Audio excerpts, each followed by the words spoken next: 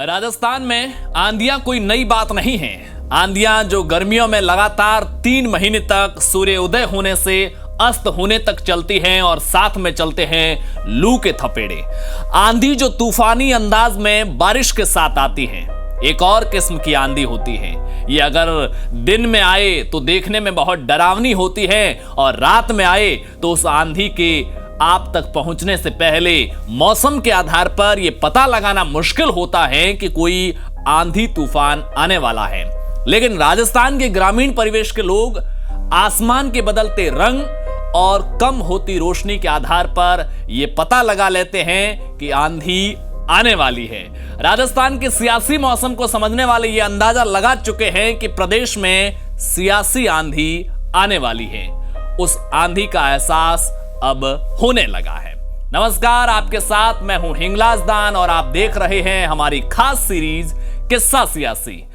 पहली बार राजस्थान में ऐसा देखने को मिल रहा है जब चुनाव न भी हो लेकिन प्रदेश का सियासी माहौल गर्म है। लेकिन माहौल गर्म होने का यह मतलब बिल्कुल नहीं है कि बीजेपी और कांग्रेस अभी से चुनावों में जुट गए हैं। लड़ाई लड़ तो दोनों पार्टियों के नेता रहे हैं, लेकिन अपनी ही पार्टी के नेताओं से लड़ रहे हैं। जिस सियासी तूफान का मैं जिक्र कर रहा हूं वो आना तय है। बस सोचना यह है कि पहले किस पार्टी में आएगा। खैर, कांग्रेस की पिछले साल भर से हमने बात की है तो आप सबके दिमाग में हालात काफी हद तक क्लियर हैं, आप सबको पता है। लेकिन अभी हम बीजेपी की बात करेंगे। वैसे बीजेपी में वसुंधरा राजे गुट के बगावती तेवरों के बारे में मैंने किस्सा सियासी के पिछले एपिसोड में भी आपको बताया था और हमने 23 फरवरी को जयपुर में हुई बीजेपी की कोर ग्रुप की बैठक तक की बात की थी। लेकिन बीजेपी में बगावत के बादल तेजी से मंडराने लगे हैं और राजनीति में इंटरेस्ट रखने वाले लोगों की नजर अब 8 मार्च को वसुंधरा राजे के एक्शन पर है। 8 मार्च को वसुंधरा राजे का जन्मदिन है, तो वसुंधरा राजे ने यह ऐलान किया है कि वो इस दिन धार्मिक यात्रा निकालेगी। वसुंधरा राजे इस तरह की यात्रा की तैयारी पिछले 1 साल से कर रही थी। असल में हुआ क्या है ना कि पिछले 2 साल से राजे राजस्थान में साइडलाइन थी और नेता जब साइडलाइन होता है तो उन्हें कुछ ऐसे दांव खेलने पड़ते हैं जिससे आला कमान पर दबाव बनाया जा सके। अब बीजेपी सत्ता में तो है नहीं जो वसुंधरा सरकार गिराने की धमकी दे, तो फिर ताकत कैसे दिखाए।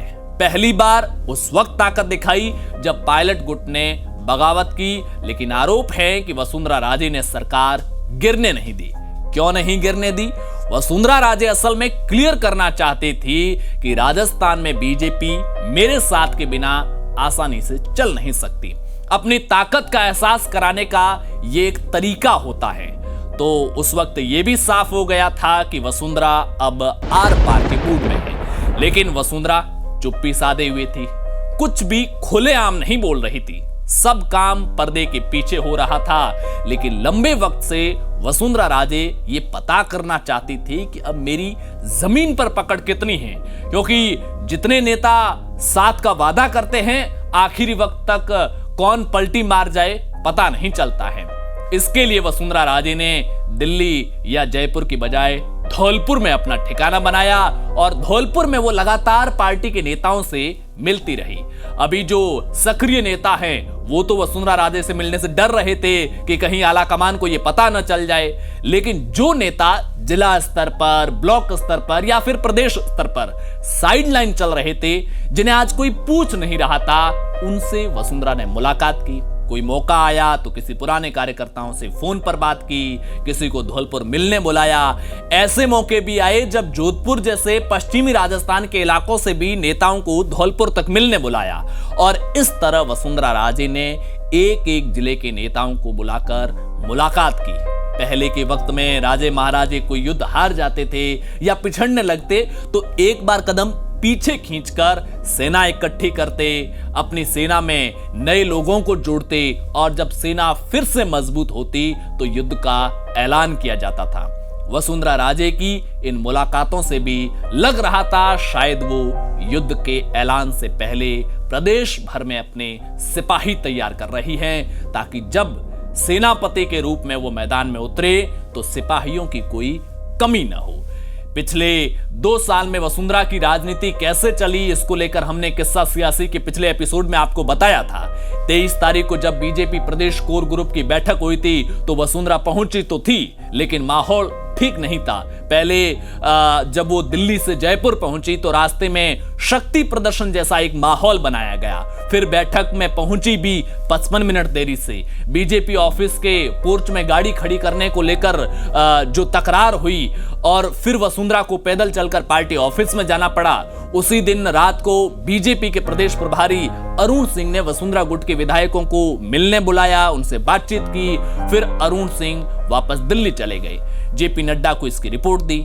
जेपी नड्डा ने 2 दिन बाद सतीश पूनिया को मिलने दिल्ली बुलाया। हालांकि ये सतीश पूनिया से जेपी नड्डा की मुलाकात राष्ट्रीय कार्यकारिणी की बैठक के बाद भी होनी थी, लेकिन उस वक्त जेपी नड्डा की व्यवस्था की वजह से वो बैठक नहीं हो पाई थी, मुलाकात नहीं हो पाई थी। पूनिया दिल्ली गए, मुलाकात की। इससे पहले वसुंधरा भी जेपी नड्डा से मिल चुकी थी। खबर है कि जेपी नड्डा ने दोनों गुटों को कुछ वक्त के लिए शांति रखने की नसीहत दी। जाहिर सी बात है, सतीश पूनिया की जिम्मेदारी इस मामले में ज्यादा होती है क्योंकि वो इस वक्त पार्टी के प्रदेश अध्यक्ष हैं। इसके बाद 2 मार्च को जेपी नड्डा भी राजस्थान आए, प्रदेश कार्यकारिणी की बैठक ली। ये बैठक इसलिए भी महत्वपूर्ण थी क्योंकि इसमें राजस्थान के सब बड़े नेता वसुंधरा, पूनिया, कटारिया, शेखावत, अर्जुना मेघवाल, कैलाश चौधरी और राजेंद्र राठौड़ से लेकर बीजेपी प्रदेश कार्यकारिणी के तमाम नेता थे। खैर, नड्डा के दौरे में क्या कुछ हुआ इस पर बात अभी नहीं करेंगे। बात तो हमें यह करनी है कि वसुंधरा अब आगे करेगी क्या, वसुंधरा राजे की रणनीति क्या रहेगी। मोटे तौर पर वसुंधरा की रणनीति अपनी ताकत दिखाने की है। अब वसुंधरा को सपोर्ट करने वाला आदमी कहेगा कि नहीं, वसुंधरा राजे कोई बगावत नहीं करने वाली है, तो फिर एक तस्वीर आप देखिए। वसुंधरा राजे के नाम का लेटर पैड भी जारी हुआ था और सवाल उठा कि ये पार्टी के भीतर अलग से कैसा संगठन। तो कहा कि हमें तो जानकारी भी नहीं है इसकी, ये कार्यकर्ताओं का प्रेम है। लेकिन अब ये तस्वीर देखिए, इस तस्वीर को वसुंधरा राजे ने खुद सोशल मीडिया पर पोस्ट किया है। एक व्यक्ति वसुंधरा राजे को कोई फ्रेम भेंट कर रहा है और उस पर लिखा है कल्याणमल गुर्जर, जिला अध्यक्ष वसुंधरा राजे समर्थक, राजस्थान भीलवाड़ा। अगर बगावत की कोई संभावना या तैयारी नहीं है तो वसुंधरा राजे अपने समर्थक से ये कह सकती थी कि नहीं, पार्टी से अलग नेता के नाम का संगठन नहीं बन सकता। ऐसे वक्त में तो बिल्कुल नहीं बनना चाहिए जब बगावत की चर्चाएं चल रही हो, बगावत के आरोप लग रहे हो। और इस तस्वीर को वसुंधरा राजे ने खुद सोशल मीडिया पर पोस्ट किया।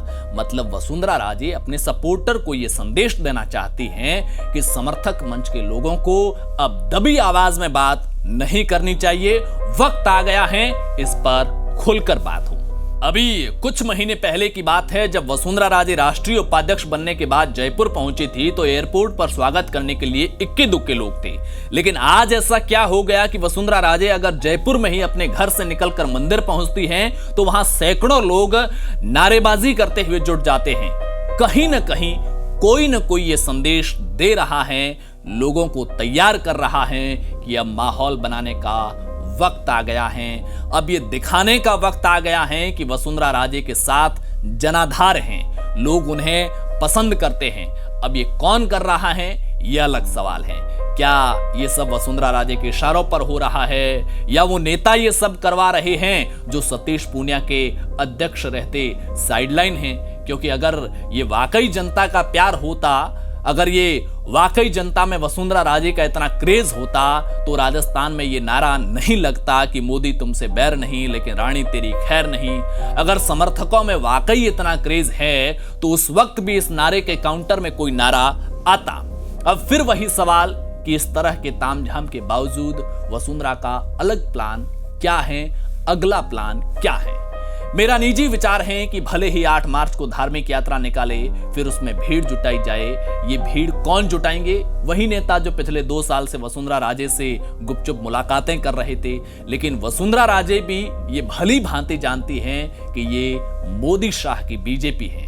बगावत के ऐलान के बाद मान मनोबल की संभावनाएं नहीं होगी और बीजेपी से अलग उनका भी कोई अस्तित्व नहीं है। ऐसे में मेरा मानना है कि वसुंधरा राजे सिर्फ अपनी ताकत दिखाना चाहते हैं ताकि उन्हें प्रदेश संगठन के फैसलों में शामिल किया जाए, बड़े बड़े फैसलों में राजस्थान में उनसे राय ली जाए और फिर वसुंधरा की रणनीति उसी रास्ते पर चलने की है जिस रास्ते पर चलकर अशोक गहलोत राजस्थान के मुख्यमंत्री बने थे।